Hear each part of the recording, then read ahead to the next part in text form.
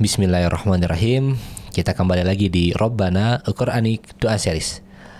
Ini kita episode yang keberapa Teh Hana ya? Ke-19. Ini luar biasa.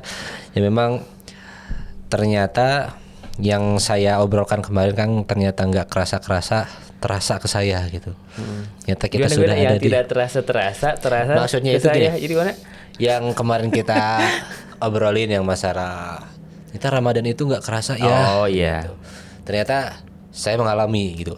Tahu-tahu udah ke tanggal 19 aja Udah ya mau sekarang. 10 hari terakhir nih. Nah, kayaknya udah mulai. Kemarin war takjil Kang awal-awal. Sekarang war Lailatul Qadar kayaknya. War Lailatul Qadar. Ya, semoga kita dapat malam Lailatul Qadar ini. Amin. Nah, berburu Lailatul Qadarnya ini di tanggal berapa? Ya diusahakan setiap hari lah Kang. Oh, kenapa setiap hari? Bukannya Ya. malam-malam ganjil? Ya kadang mungkin ada banyak pendapat ya Kang ya di malam-malam ganjilnya ini. Apakah memang malam ganjilnya atau pas hari ganjilnya? Oh, gitu. Masya Allah. Jadi ya daripada takutnya malah kelewat ya lebih baik semuanya aja. Iya. Kalau ada dua versi ganjilnya gimana? Kan ada yang duluan puasanya. Hah? Ya itu ya kita serahkan saja kepada orang-orang yang mau itikafnya saja. Mungkin maksudnya setiap hari lah Lailatul Qadar, takutnya malam ganjilnya ada dua gitu. Betul sekali. Bisa jadi. Diupayakan saja ya. Diupayakan. Bismillah ya semampu kita. Betul Kang. Jadi kepikiran sebenarnya Kang. Aku kebayang kepada umat-umatnya Rasul pas zaman dahulu. Mungkin kita semoga saja kita diaku sama Rasul sebagai umatnya. Amin ya rabbal alamin. Sekarang kan kalau bisa dibilang kita sudah banyak perlindungan ya dari negara dan lain sebagainya. Aku nggak habis pikir mungkin gimana ya pas zamannya Rasul mereka mendapatkan cobaan yang begitu besar. Dan contoh mungkin yang kemarin sempat kita bahas ya bapaknya Ammar bin Yasir yang mana beliau itu saat tidak mau keluar dari agama Islam kemudian dihimpit sama batu dan sampai meninggal. Dan mungkin zaman sekarang udah jarang ada kayak gitu ya. Saat dia, kamu Islam, kamu harus keluar dari Islam. Kalau kamu gak keluar, saya akan hukum kamu atau tembak mati kamu. Mungkin kayaknya ya Kang ya sempat terlintas gimana ya kalau saya hidup di zamannya Rasul, apakah saya kuat dengan cobaan-cobaan itu? Gitu. Mungkin bisa jadi juga ya zaman-zaman yang dahulu pas pernah ngebaca arti di surat Al-Baqarah yang mana umatnya Nabi Musa saat itu melenceng, kemudian Nabi Musa dikasih tahu sama Allah, kasih tahu ke umatmu kalau mau bertaubat kepadaku ya bunuh dirilah gitu. Itu sebaik-baiknya taubat. Ya mungkin kalau saya hidup di zaman-zaman mereka kayaknya saya nggak kuat ya Kang. Mungkin gimana menurut Kang Faisal fenomena umat muslim sekarang sama umat muslim yang zaman dahulu Kang? Masya Allah memang menurut saya mah jadi umat muslim saat ini teh perlu banyak bersyukur. Udah mau jadi umat muslim, lalu saat ini pula di zaman sekarang itu tuh PR-nya tuh PR syukur. Mungkin kita lihat ya analisa dulu dari syariah orang terdahulu. Tadi kan kisah-kisah yang diangkat sama Abah itu salah satunya ya kalau misalkan kita highlight gitu bagaimana syariat orang-orang terdahulu tuh kaum umat muslim terdahulu di zaman Nabi Musa, Nabi Isa itu tuh menjadi syariat yang bagi kita sekarang menjalani syariat Islam itu berat sekali ya kan gitu kan poinnya ya. Kenapa seperti itu? Karena berbeda jelas. Nabi Musa sehari itu instruksinya itu sholat 50 kali.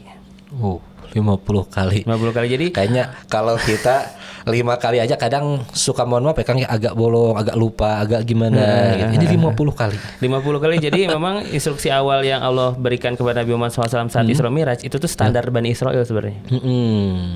Sebenarnya standar Bani Israel, makanya pas turun ketemu Nabi Musa lalu Nabi Musa minta nego Nabi SAW ke Allah karena Nabi Musa sudah tahu di lapangan bagaimana beratnya mengeksekusi 50 kali sehari itu. Dan berat ya. Berat, apalagi yang disuruh Bani Israel. Iya betul. Apalagi yang disuruh Bani Israel yang begitu banyak namanya dicantumkan dalam Al-Quran untuk permisalan-permisalan ya. Betul. Masya Allah berat sekali itu. Kebayang kalau misalnya kita 50 kali sehari Itu coba bisa dihitung ya, kayaknya sekitar 15 menit sekali atau setengah jam sekali tuh ya kayaknya. Iya. Itu sholat lagi gitu ya. Walau alam bagian teknisnya, tapi membayangkannya saja sudah Capek. capek gitu. Benar. Ngitungnya aja udah capek, Kang. Ngitungnya aja ini bisa keberapa ya? Oh 25. Bukannya 26 ya? Wah, capek itu. Capek Ya Allah. syariat tapi itu disyariatkan oleh Allah kepada Bani Israel. Tadi kan perihal bertaubat perlu membunuh diri sendiri. Baru taubatnya diterima. Berat. Iya. Berat sekali. Sedangkan kita dengan mekanisme yang ada itu lebih mudah untuk bertaubat. Betul. Dengan menyesali, dengan tidak mengulangi, iya. lalu ditambah disempurnakan dengan mekanisme salat taubat, itu luar biasa sudah. Sudah bisa diartikan dia tuh bertaubat gitu. Iya. Dan masih bisa melanjutkan kehidupan, Bah. Betul Sekali. sekali. Bisa bertobat, Betul sekali. udah selesai. Udah beres. Tapi kan mungkin kalau kita menggunakan kaca sebagai seorang hamba gitu ya, Kang ya. Saat kalaulah misalkan membunuh diri sendiri, kemudian Allah maafkan semua dosa kita, ya berarti secara nggak langsung kita tidak punya dosa dong. Aman ya. Tapi yang jadi masalah kan manusia nggak kayak gitu kan. Jadi ada keinginan untuk melanjutkan kehidupan. Betul ya. sekali. Masih ada hawa nafsu, mungkin masih ada keinginan yang ingin diwujudkan. Nah itu dia. Jadi berat, memang berat sekarang. Misalkan kita mau pakai logika zaman sekarang aja, Yeah. mau bertobat, silakan bunuh diri. Jangan. Gimana coba kita menerima itu gitu ya? Iya. Secara keimanan pasti berat sekali. Betul sekali. Iya kan? Terus misalkan nih, ini yang menurut saya sederhana tapi kayak rasanya berat juga. Misalkan gini ya, Abah beli baju baru. Iya. Misalkan baju Abah teh apa ya? Beli baju apa, Bah, ya sebutin lah. Ya, Baju menurut apa Abah terbaik gitu. Baju apa ya? Jadi merek. Ya, Pokoknya intinya baju mah lebaran lah. Baju kemeja Baju baju apalah atau gitu ya. Yang Abah suka banget. Yang nggak bisa ditemukan lagi di tempat lain. Iya. Misalkan Abah belinya pas umroh gitu. Wah, itu saya nggak tahu belinya di toko mana, lupa, bagus lagi. Terus ternyata, Bah, si baju ini tuh kena najis apapun. Kita sebagai umat Muslim apa yang kita lakukan? Iya, cuci. Basic ya, Iya. basic simple ya. Tapi ternyata umat Nabi Musa dulu kalau Buang. bajunya dikena najis itu perlu disobek bagian yang najisnya. Mendingan buang kan daripada sobek. Aduh, ya Allah. Misalnya sobeknya di sini Ya, ya sobek. perlu dibuang, terus mungkin ditambal nextnya. Ya Allah. Tapi bagian itu tuh nggak ada mekanisme toharoh mensucikan gitu. Nggak ada Dan- mekanisme itu. Simpel ternyata ya dia. Kalau kita mikirnya mungkin simpel ya Iya, ternyata ya. simpel. Tapi kadang kita mikirnya berat. Gimana? Ya betul sekali. Gimana rasanya kalau kita jadi umat zaman dahulu? Nah, iya makanya mungkin yang poin yang ingin saya sampaikan adalah kita perlu berempati dulu terhadap umat-umat terdahulu yang begitu beratnya ternyata kalau kita menggunakan sudut pandang keimanan masa kini. Betul ya Allah. Nah, kalau orang-orang yang terdahulu menjalankan itu bisa jadi ya orang-orang solehnya, orang-orang yang taatnya itu sudah memang menjalankan hal tersebut. Tapi gimana kalau kita yang imannya setipis tisu kan? Itu dia makanya ya kalau pakai kacamata zaman sekarang dan Iya, juga Allah itu begitu maha baiknya kepada kita.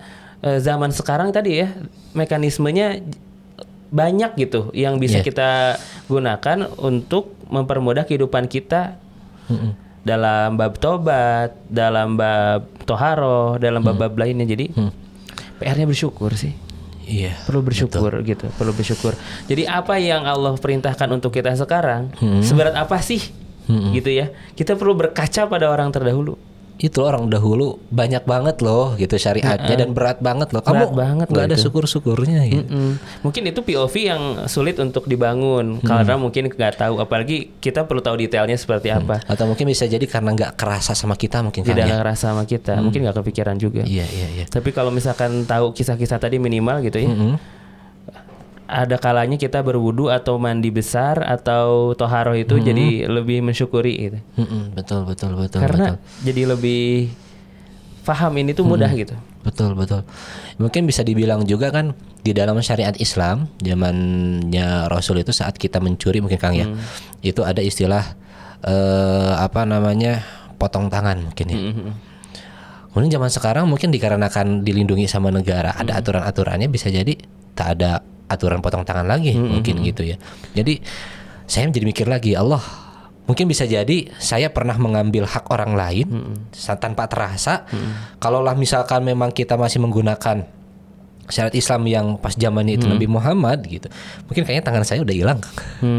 Ya. Ini betul sekali Kang, kata Kang Faisal barusan. Ini banyak bersyukur. Harusnya.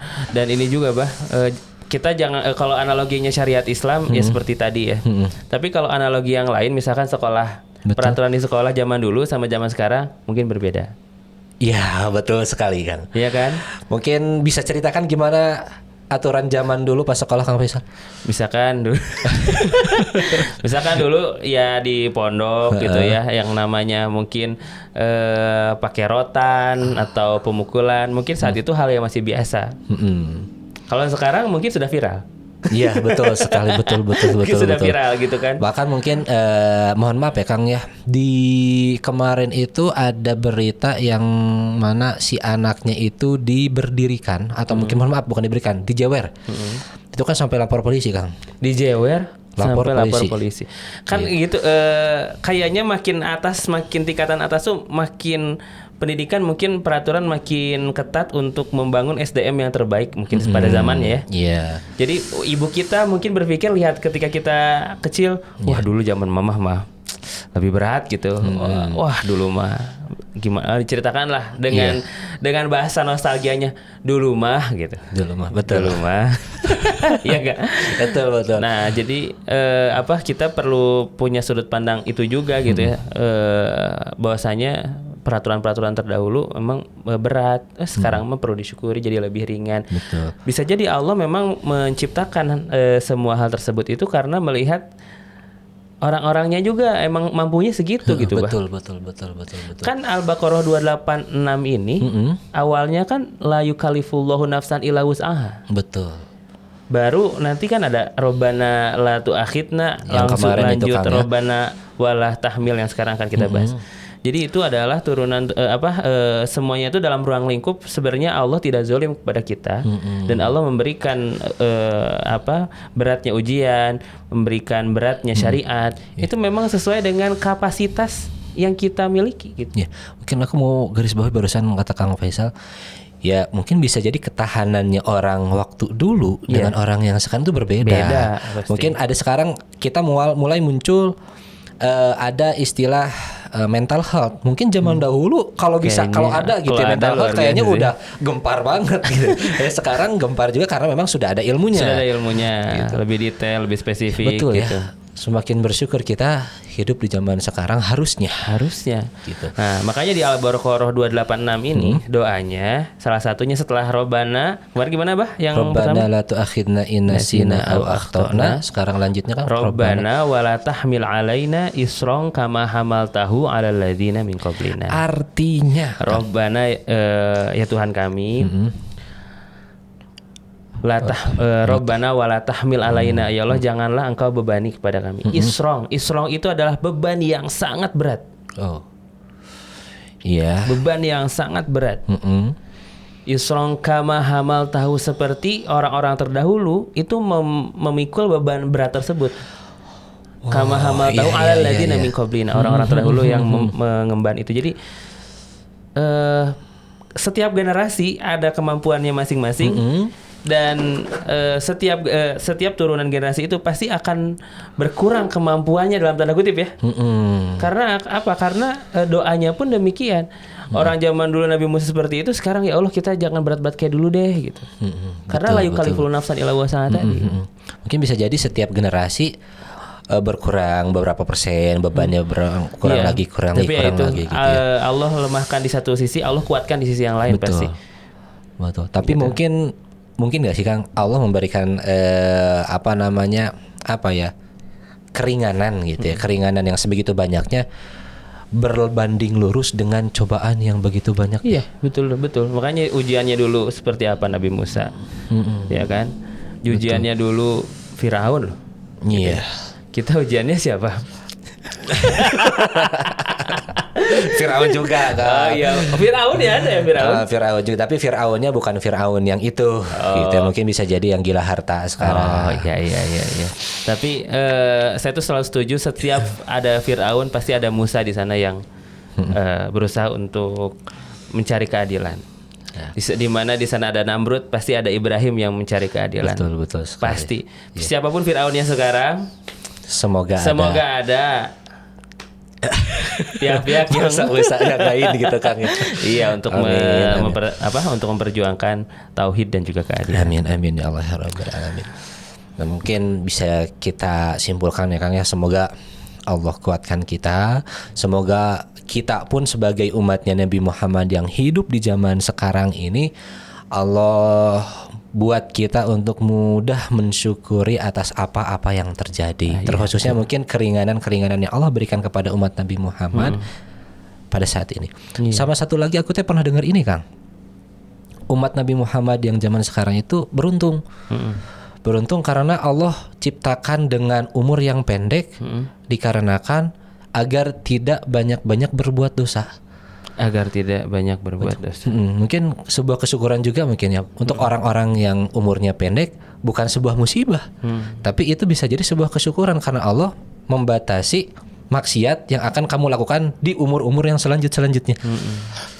Ya Allah. Semakin panjang usia teh semakin challenge sebenarnya. Betul sekali. Semua challenge.